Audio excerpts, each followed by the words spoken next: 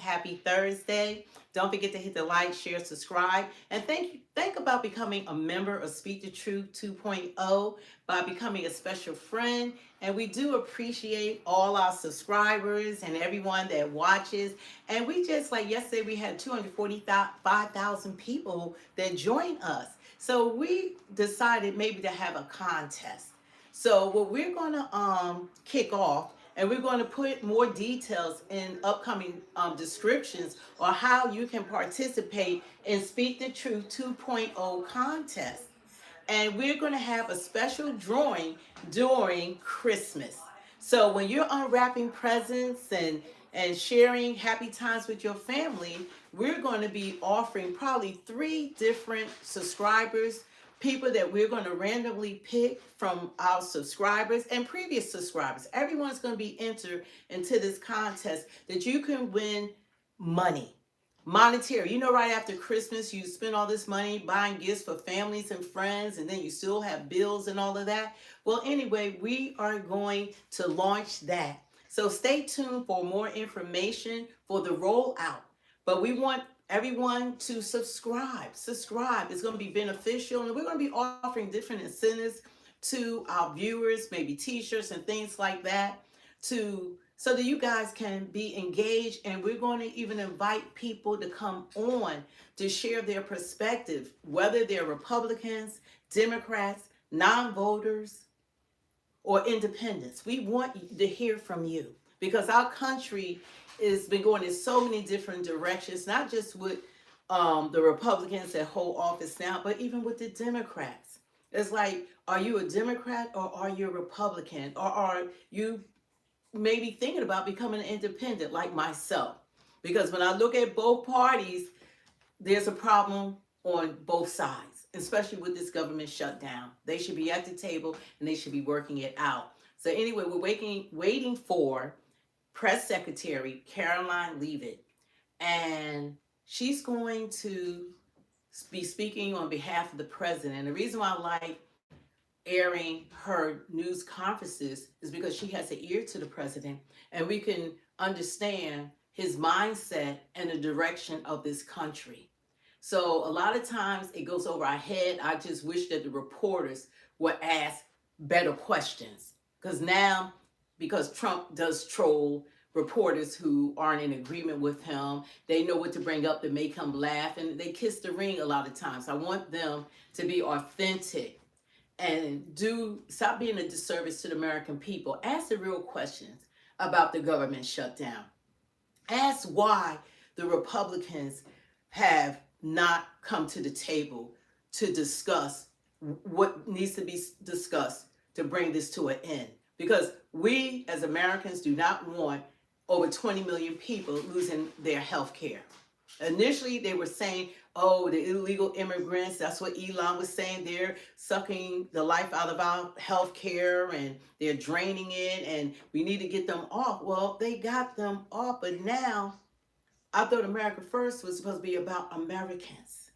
So I'm concerned that more Americans are losing jobs even during this shutdown. And it's important.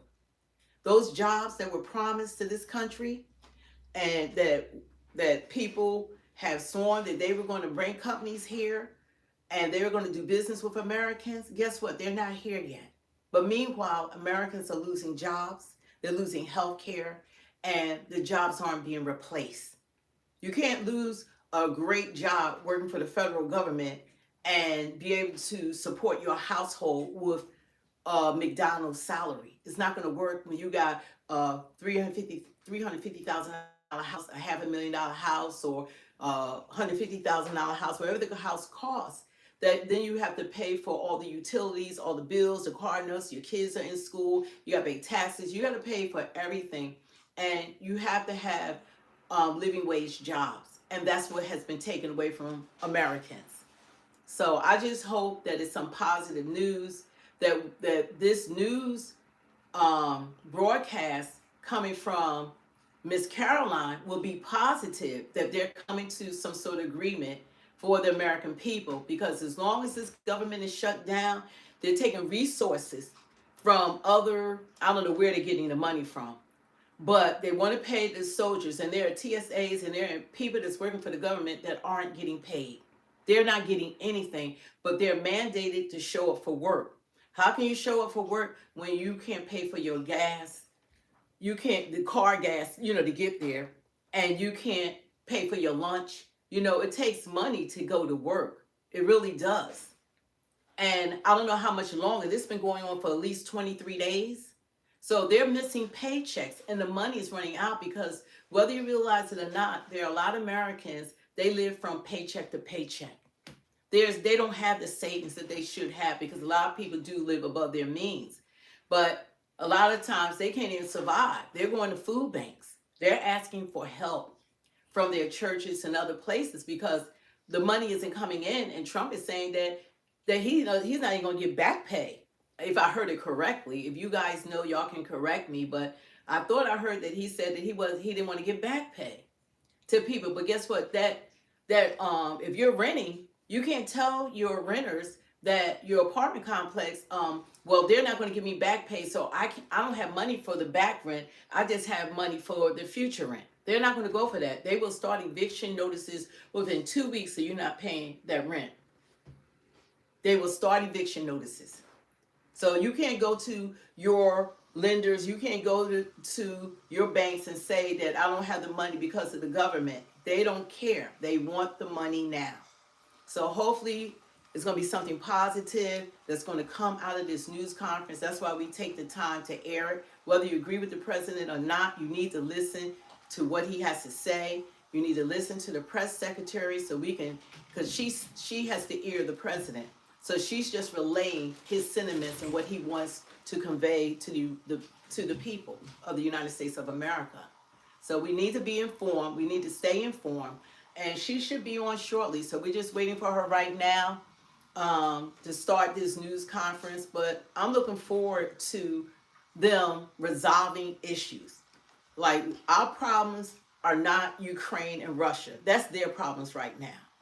Our problems are not what's going in all these other countries and nations around the world.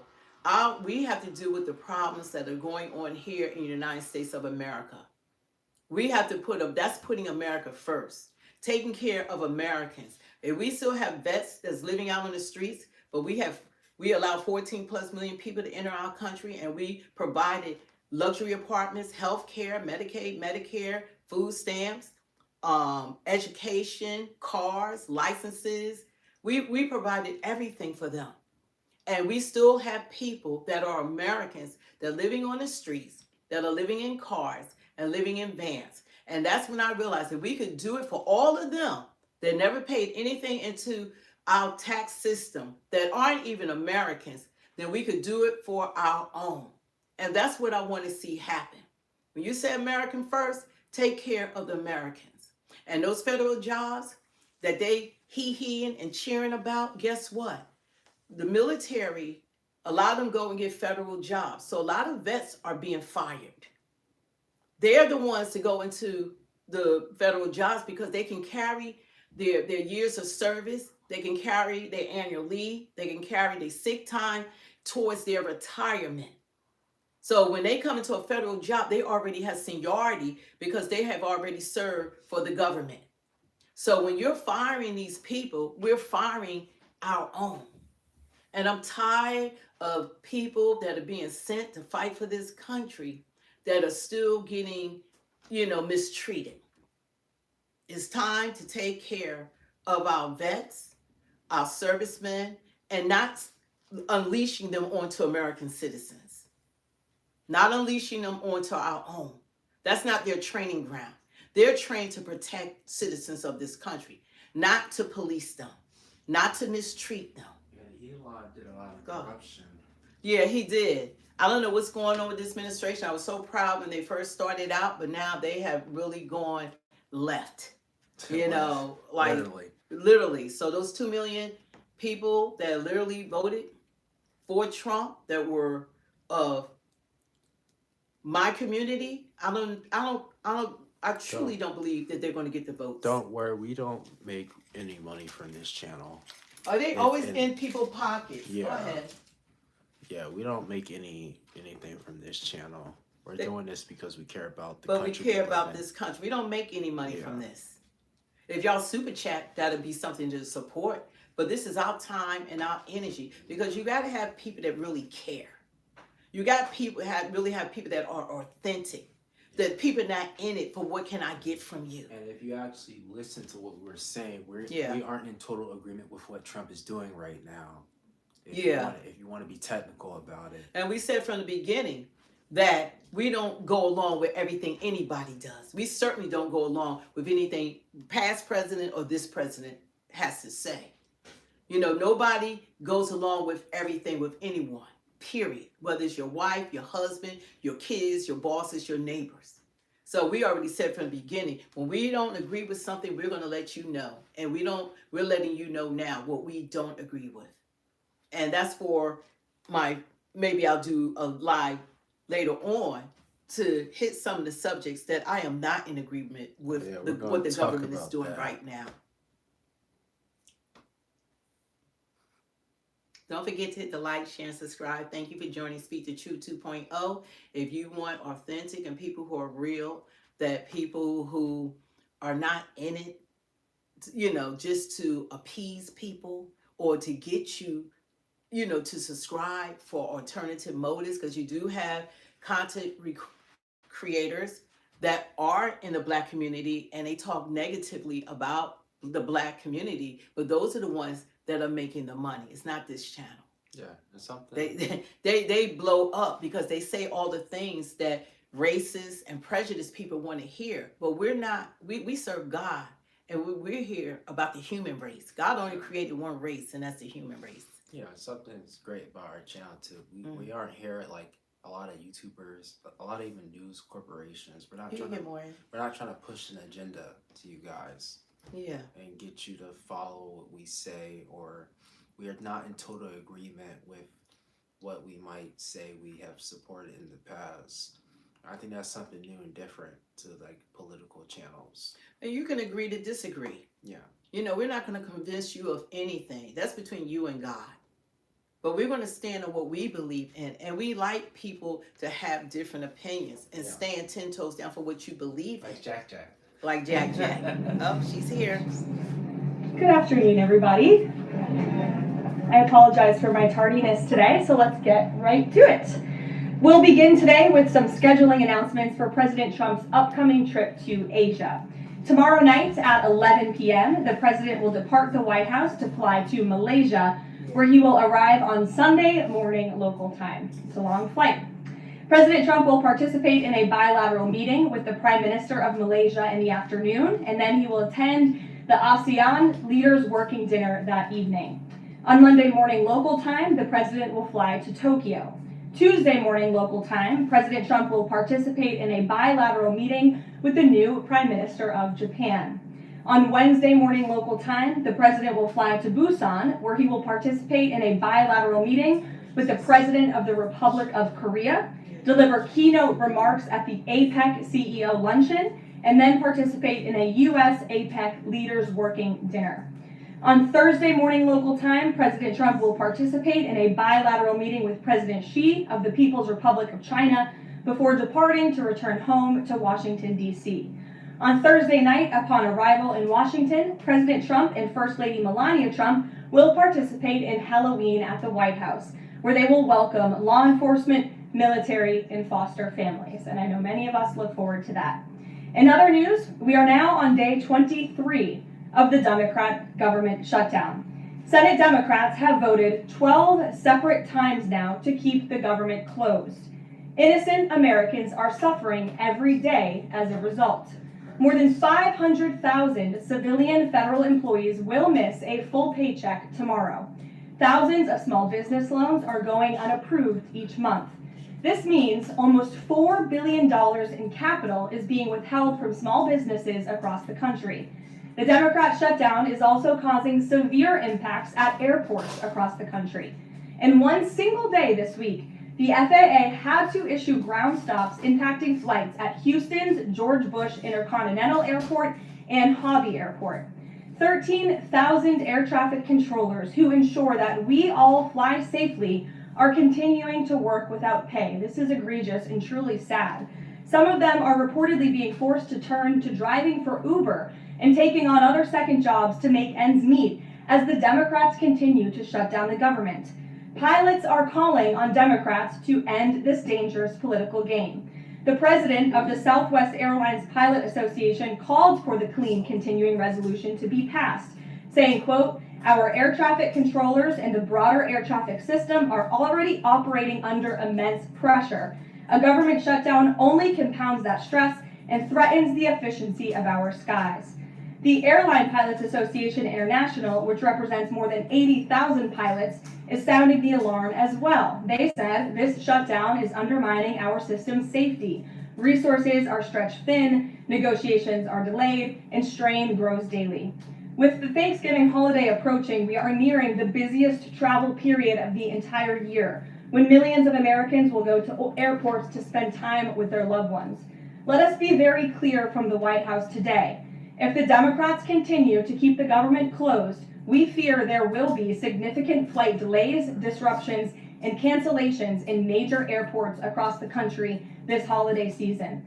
If Democrats continue to shut down the government, they will also be shutting down American air travel. The White House is in constant communication with the air traffic controllers, with the airline associations, and with them, we urge Democrats to please pass the continuing resolution so we can just end this madness and this chaos and reopen the government. These are very avoidable consequences. The unnecessary pain, unfortunately, does not end there. Funding for the Supplemental Nutrition Assistance Program known as SNAP, which provides food benefits to low-income families, is beginning to lapse this week in some states. If Democrats continue to hold Americans hostage, there will not be enough funds to provide SNAP benefits for more than 40 million Americans on November 1st. That is next week. Democrats are solely responsible for all of this unnecessary pain. Why are they doing it? To give taxpayer-funded healthcare benefits to illegal aliens, some of whom are violent criminals. During the 4 years of Joe Biden's administration, the Democrats forced Border Patrol to admit illegal aliens into our country with no legal status and minimal screening. A significant number of these individuals are the worst of the worst criminals: rapists, pedophiles, murderers, and even members of the terrorist watch list. Despite having no legal status, paroled aliens were able to file for work authorization, receive Social Security numbers, and access other benefits like Medicaid that are meant for Americans. Since I have found many in this room to repeatedly deny the reality that Democrats gave Medicaid benefits to illegals and they continue to seek to do just that, I've brought a few verified examples for you today. These are examples of some of the illegals who received Medicaid benefits under President Biden's leadership, and this is what Democrats are wanting to do. This is why they are continuing to keep the government closed. An illegal alien from Laos was arrested for murder, robbery, and felony possession of a firearm.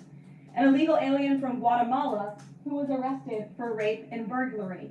An illegal alien from El Salvador who was arrested for strangulation, DUI, and burglary.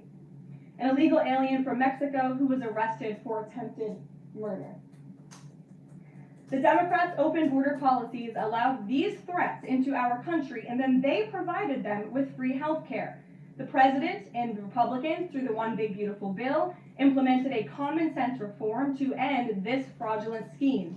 But that's why the Democrats are continuing to shut down the federal government. They are trying to reverse this and restore taxpayer-funded health care for illegal aliens like these.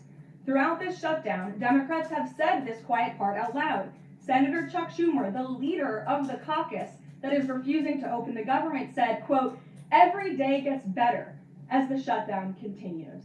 Ask the air traffic controllers if every day is getting better, Senator Schumer, and they will tell you absolutely not.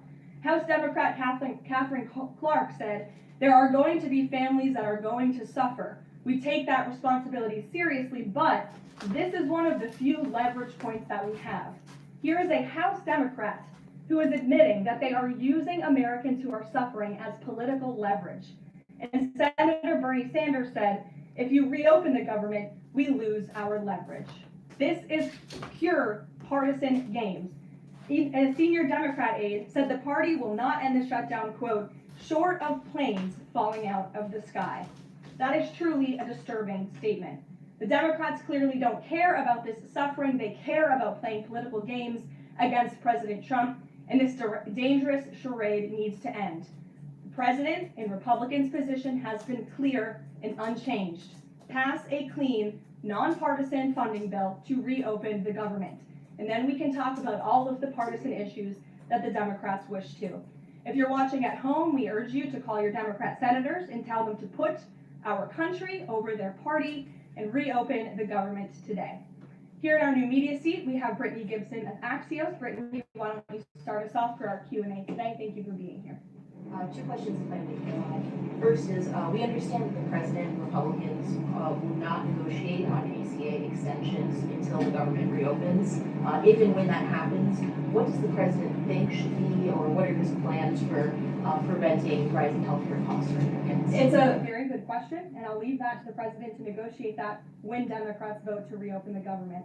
When it comes to lowering healthcare costs, the president is deeply committed to this. It's why he has spent so much time and effort negotiating with Big Pharma to lower the healthcare costs of prescription drugs. All of you have been in the Oval Office for multiple different announcements. We've had these most favored nations deals with these large pharmaceutical companies committing to lowering drug costs in this country. So it's something the president wants to do. And Brittany, one more point. I'll just point out the irony in Democrats holding the government and the American public hostage over a healthcare system that they created. The healthcare system was called Obamacare. Why? Because Democrats and President Obama implemented. And Republicans have always said it's a broken system, yes, but they caused it, and now they want to shut down the government to fix it.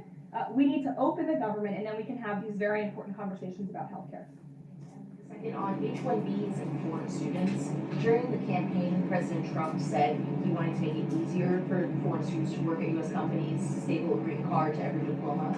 But the changes from several agencies now on H-1Bs are adding more obstacles to that. The administration is being sued over those changes. Can you explain the changes to the president's thinking on H-1Bs? The administration will fight these lawsuits in court.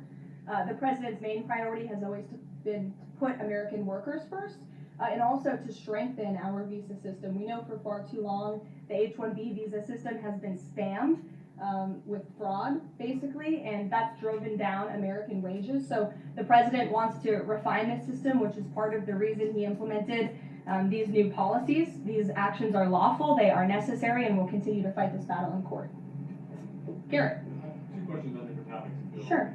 On the pardon of Changpeng Zhao, apologies if I'm mispronouncing that name.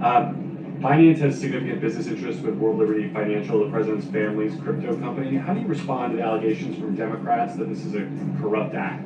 I would respond and say the president is exercising his constitutional authority to grant clemency requests. And the president and the White House have a very thorough examination of every pardon request that comes to the president's desk.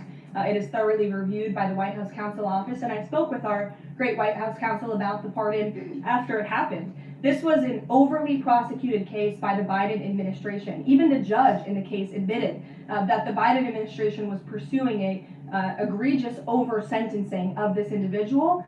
And the previous administration was very hostile to the cryptocurrency industry. So the president wants to correct this overreach of the Biden administration's misjustice. And he exercised his constitutional authority to do so. And to the Democrats, I would just say, there's nothing more corrupt than what President Biden did on his way out the door, pardoning his extremely corrupt son and many of his associates. On the Ballroom, the first of which will probably be several questions about this, I imagine. Is it a big story? It seems that way. The president's cost estimate has changed several times. I think it's up to $300 million now. Given the nature of all this, will the White House commit to releasing all of the donors and how much they're spending and how much of his own money the president is putting on the line to this? We have released the full list of donors thus far. Perhaps there will be more people who want to generously contribute to this project. And the president, yes, has committed his own resources. And when he releases that information, which I'm very confident he will, you will all see that. We'll see a dollar figure from the president. Yes, he will. And I would also just add the president has been incredibly transparent. I would reject any notion otherwise when it comes to this Ballroom project. It's something he personally has obviously taken an interest into and has talked with all of you in this room many times about. You have seen the model in the Oval Office. Last night he showed that for you, but when this plan was presented and when these renderings, as soon as they were complete, the president directed me to come out here and to share them with all of you. I did an entire opening remarks about what this ballroom project was going to look like.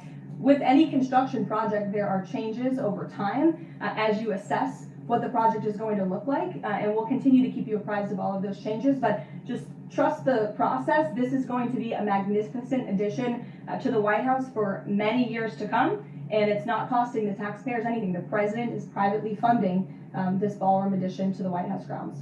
Jennifer. To follow up on that, one thing that's not in the president's model is the East Wing bunker, the President's Emergency Operations Center. Can you say if his update, that $300 million, does that include the cost for upgrading that bunker? Look, like any security enhancements that are made on the White House grounds, those will be made and maintained by United States Secret Service. As for the cost of the ballroom and the construction itself, all of that is going to be, like I've said, privately funded and paid for by the president himself and many generous patriots who have stepped up. In that funding? Correct. Okay, and then can you say, well, that's all right, I'll skip that one.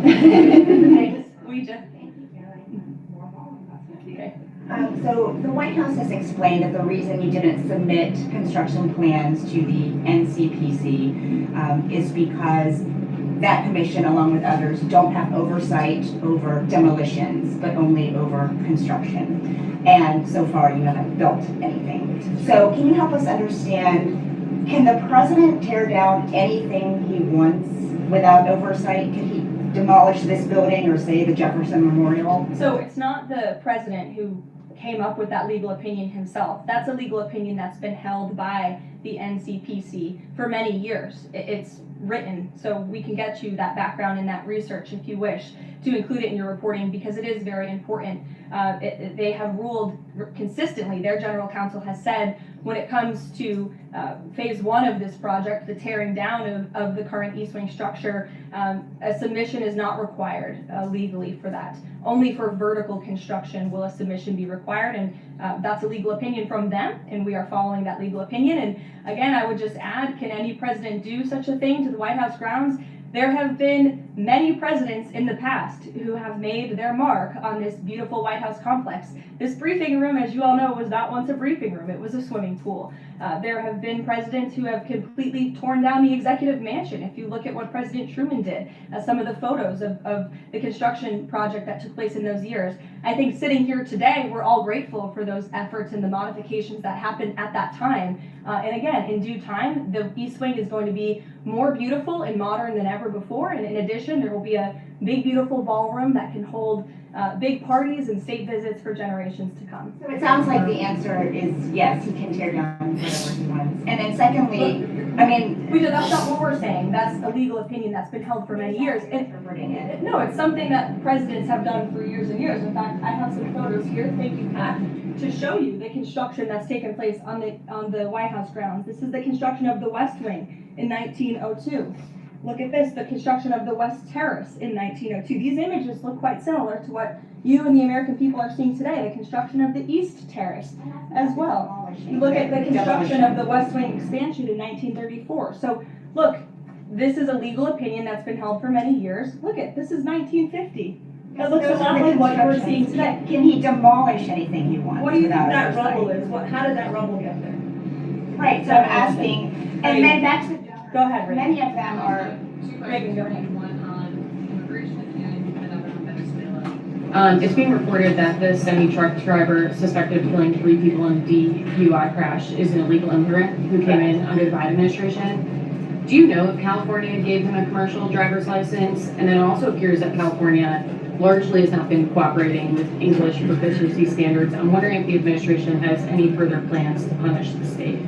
Yes, I can confirm that California gave this individual a license, and it is something that the Department of Transportation has already looked into. I know Secretary Duffy, who's doing a phenomenal job, has spoken on this many times in the crackdown that the Department of Transportation is taking on these licenses that are wrongfully being issued to people who clearly do not deserve to uphold these positions. As for this case in California, on October 22nd, ICE lodged an immigration detainer for this individual following his arrest by local authorities in California on charges, as you know, of manslaughter while intoxicated and driving under the influence. He killed 3 people, and he first entered the United States in 2022 through the southern border, and he was released into our country by the previous administration. So now ICE has lodged a separate detainer for this individual, and these tragedies are following a disturbing pattern of these criminal illegal aliens being issued commercial vehicle licenses. And so yes, the Department of Transportation is absolutely cracking down on that. I defer you to them for any specifics. Venezuela, President Trump has said Maduro doesn't want to mess with the United States, and this administration is continuing to position more military assets towards Venezuela. I'm wondering if the end goal of this narco-terrorist war is to implement a regime change in Venezuela. The president has spoken on that, Reagan, and I certainly won't get ahead of him. What we've made very clear is that this administration is not going to tolerate international narco-terrorist organizations from trafficking drugs into the United States. And these cartels over time have grown more armed, well-organized, and violent. They have financial means, sophistication, and capabilities needed to operate in the way this administration has. And they have illegally caused the deaths of tens of thousands of American citizens each year. So that's where we are right now with respect to Venezuela, but also any country that is sending purposefully illegal narco-terrorists to the United States of America to bring illegal drugs. Why don't we go in the back? The U.S. and Colombian relationship right now is at one of its lowest points in decades. We heard what President Gustavo Petro had to say about President Trump. We heard yesterday the response from President Trump. Is there any kind of compromises or gestures from the Colombian president that President Trump would like to see in order to de-escalate the tensions? Is it possible at this de-escalation?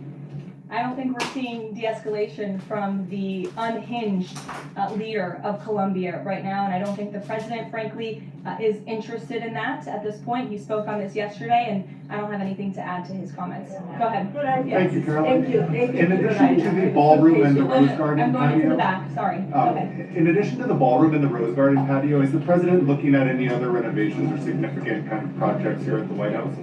Not to my knowledge, no, but he's a builder at heart, clearly. And so his heart and his mind is always churning about how to improve things here on the White House grounds. But at this moment in time, of course, the ballroom is really the president's main priority. Kristen.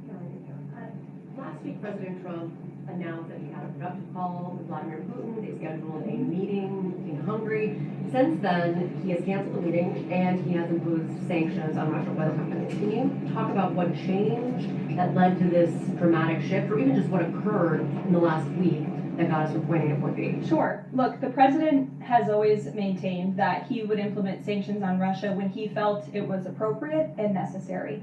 And yesterday was that day. I think the president has also long expressed his frustration with Vladimir Putin and frankly both sides of this war.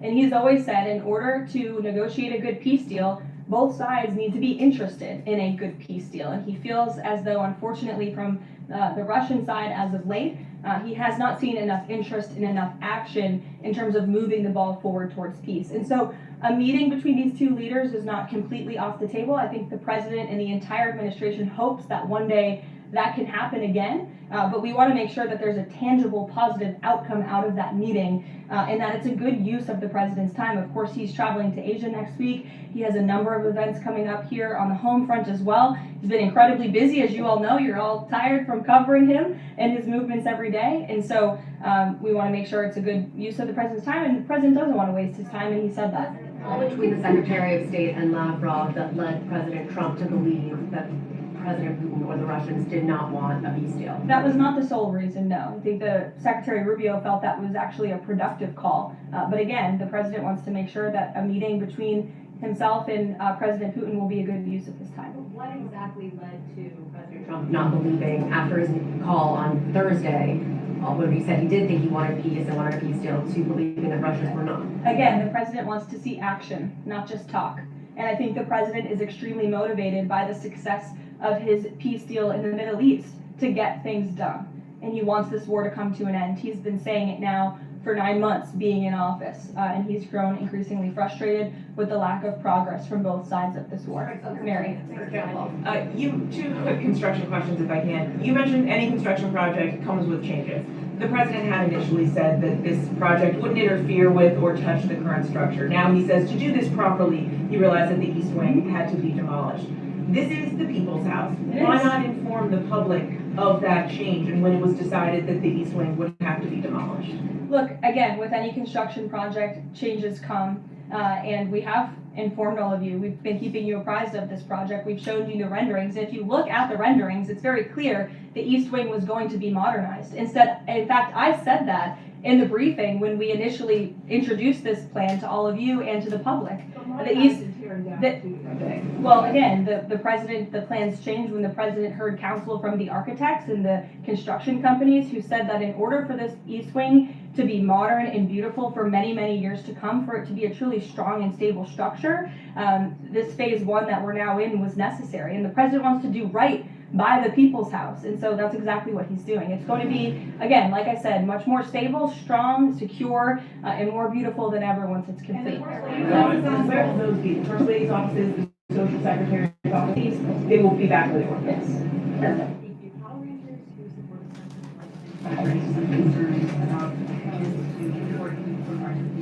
How will the administration support those farmers? Look, the president hears those concerns. He addressed them yesterday himself. President loves our ranchers, and our ranchers love our president. And in fact, the president did a lot for them in his first term here. They are struggling because of the many horrible policies of the previous administration. President loves our ranchers, and he also loves American consumers, and he wants to do right by both. So the immediate solution to the problem of the rising cost of beef, President wants to bring that down, is we have to increase our supply. And so that's what he's doing with respect to these imports. The president also is looking out for our ranchers with a long-term plan that was released by the Secretary of Agriculture yesterday. It's a 3-part plan. It's very extensive and detailed. I would encourage all of you to read through it. But there's really 3 points to this plan that the president has agreed upon and has entrusted Secretary Rollins to implement. Number 1, strengthening U.S. cattle production through increased grazing access, endangered species reforms, enhanced disaster relief, increased access to capital, and reducing costs for new and young ranchers. We want to incentivize more Americans to get into this noble profession. Lowering long-term costs by cutting inspection costs, increasing market options for consumers with product of USA labeling, and ensuring consumers know that they are eating American beef. It's a good incentive for the American consumer. And lastly, growing the domestic herd while boosting long-term demand to reduce prices for consumers while growing the markets for our ranchers. So President hears them. He has to address both of these problems for the ranchers, but also for the American consumer. He promised to lower costs, and that's what he's committed to doing. Karoline, thank you. 2 questions not on the ballroom. The first is, there was a Democrat in Texas who's actually running for Congress who said last night during an interview when talking about fighting Republicans and this administration, quote, "If you hit me in my face, I'm not going to punch you back in your face. I'm going to go across your neck." This has obviously really upset those folks over at Turning Point USA after the Charlie Kirk assassination. Just your response to that kind of rhetoric? It's very jarring rhetoric, and I think it's very unacceptable. I hope the people of Texas will do the right thing and reject this person's candidacy. It should have no place in American politics. And just a quick second question on oversight Democrats that are saying that they're creating this master ICE tracker, basically tracking all ICE activity. We've seen the protests in New York just yesterday. Homeland Security is saying that this sounds like obstruction of justice. What do you say?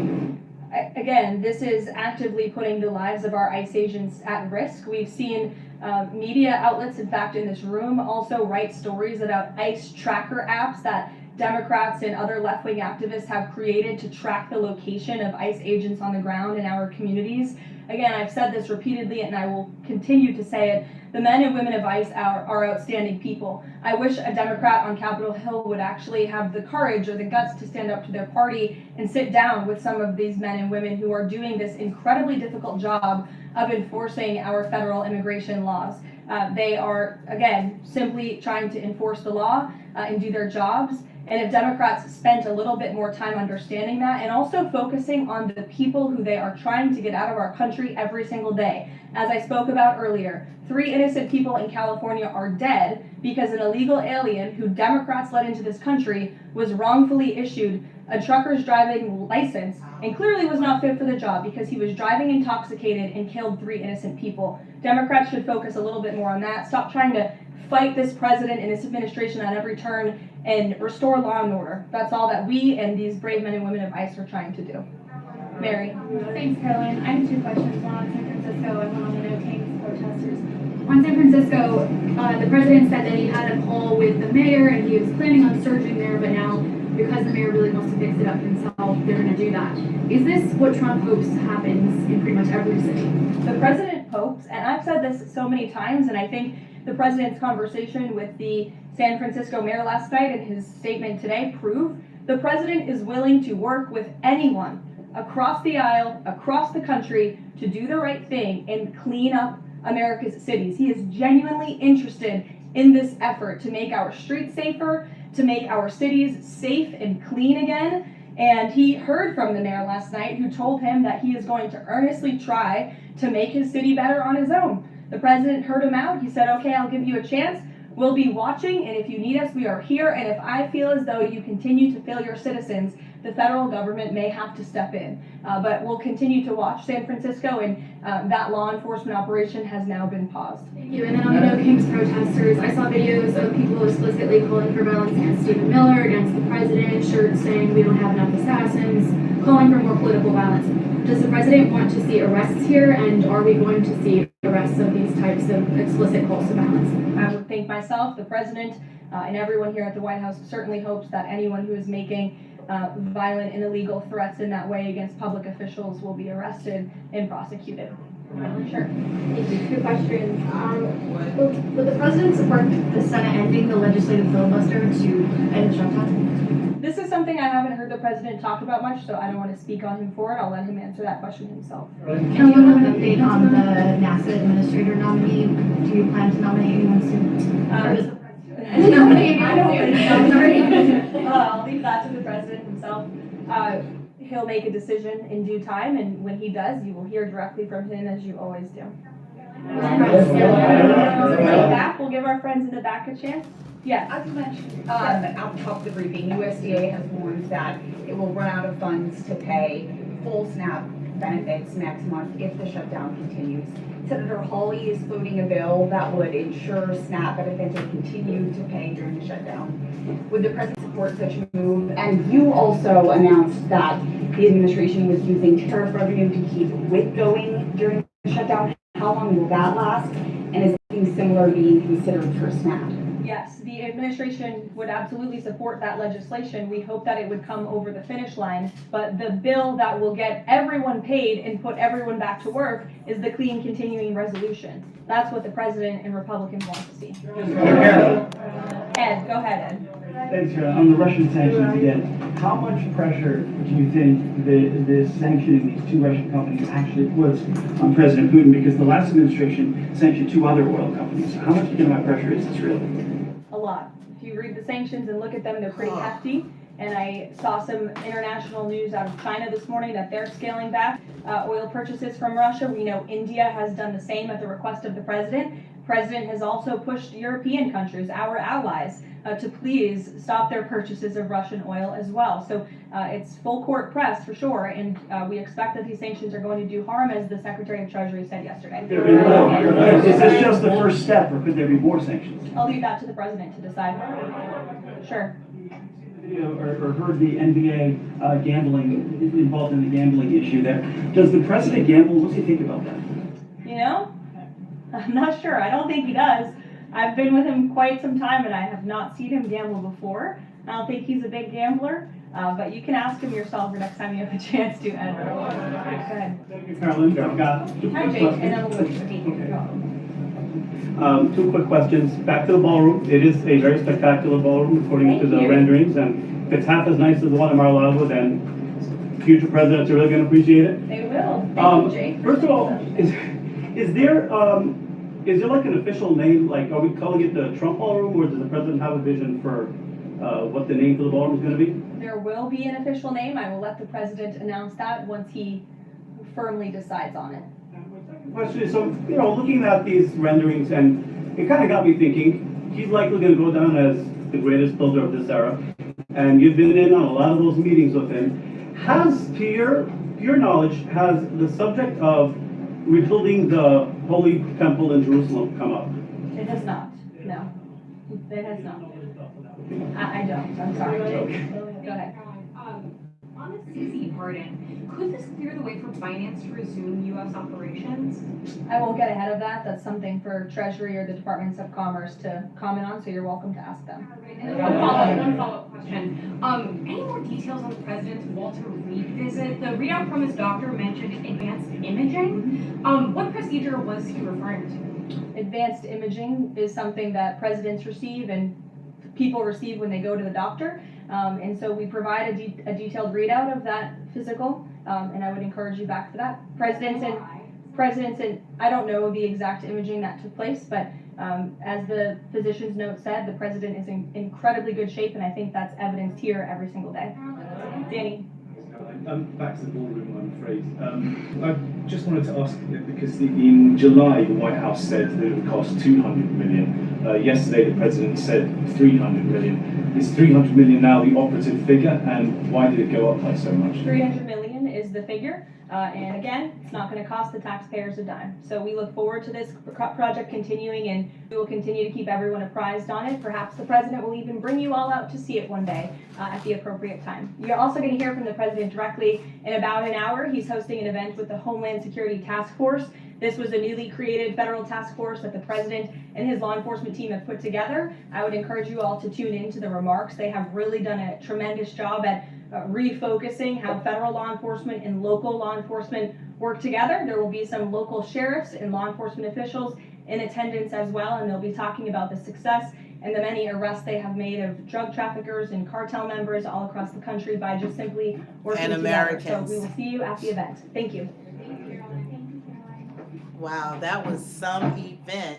Well, anyway, I didn't know that Trump was going to have a press conference, so that's going to be interesting. We are going to jump back on here probably during that conference, because like a lot of people are concerned what's going on with this government. Like, we never had a president that sent military into the National Guards into different states the way that Trump has utilized the services. Usually it's like the local law enforcement, FBI, Homeland Security, and different federal agencies. So this is going to be interesting, but they're going to give a report to the American people. So you can agree or disagree, but at the end of the day, I want what's best for all American citizens. I do not want us to be targeted.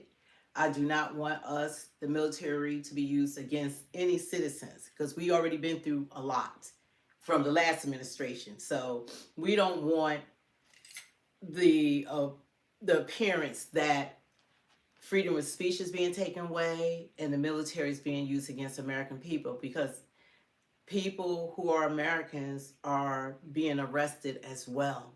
That's what we're finding out. So hopefully something will be done about that to correct that they'll be able to identify the people that they're seeking when ICE agents go in, and when they are making arrests, that they already know who they're after, because they said 171 Americans have fallen victim to ICE. So, and that's not supposed to happen.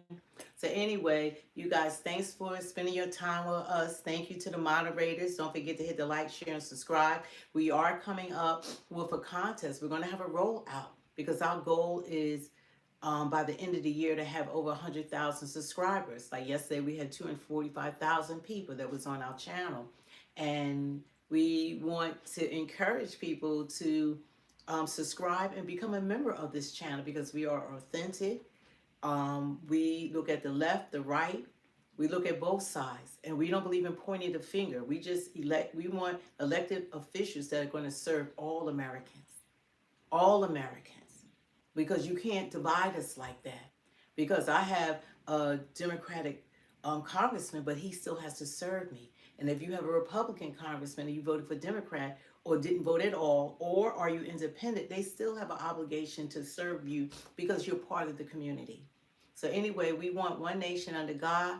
We want elected officials to be for all the people, because that's the only way we're going to win. We can't implode inside the country while we got corruption going on outside this country. And you have China, you have Russia, second and third world powers that are waiting to have the number one spot and taking our spot. And together they're stronger. Like we can fight them individually, but we're not stronger than both of them together. And then include India and North Korea.